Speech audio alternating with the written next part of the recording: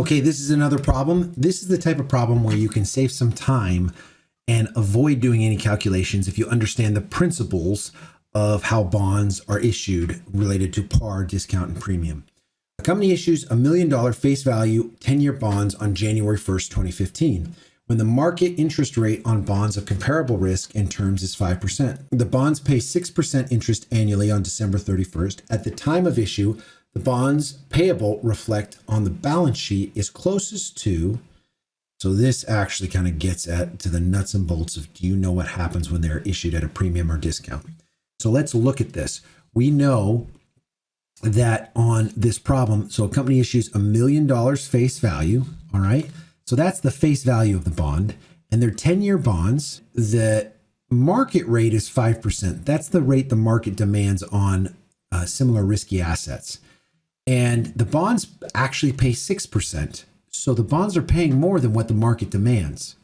So as a result of paying 6%, when the market only demands 5%, people are going to pay more for them. And as a result of paying more for them, the answer is going to be C.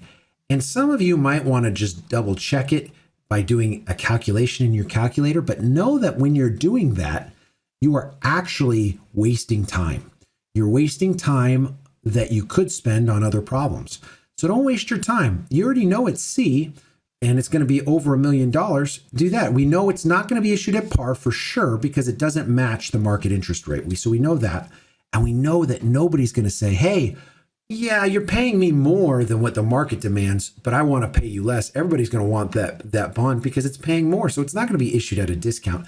It's going to be issued at a premium. We know that now. We don't have to put it in the calculator. I highly recommend, if you get a problem like this where you have the par value, which is what this is, and then a discount or a premium, I would make sure that you just know that what the result is. All right. So and what it is putting in this calculator, because chances are that if you understand the principle, you'll get this right much better than you will if you put it in the calculator. You're going to get this right. So let's see what would happen if we did put it in the calculator, just for the sake of using your tools. Again, you're wasting your time if you do it this way in an actual testing setting, but we'll just do it for your own benefit. So right here, we have a calculator. This is the BA2+.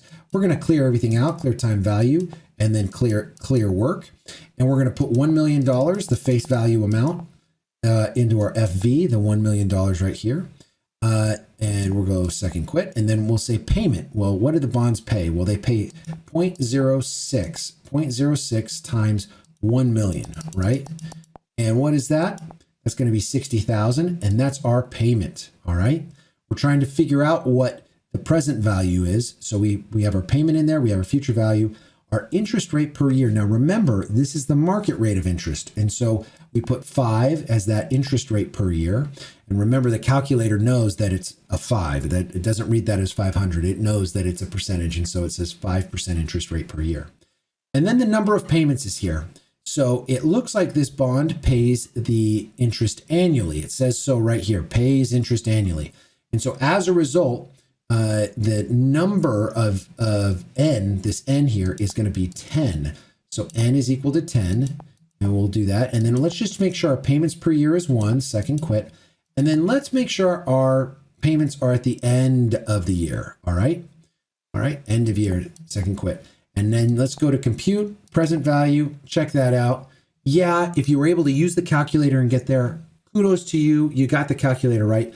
But you might forget how to use this calculator. There might be something in the future that it costs. It's just better to know the principle. You're going to save time.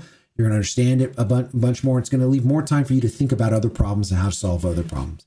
So that's how you do this problem using the calculator. The answer is C.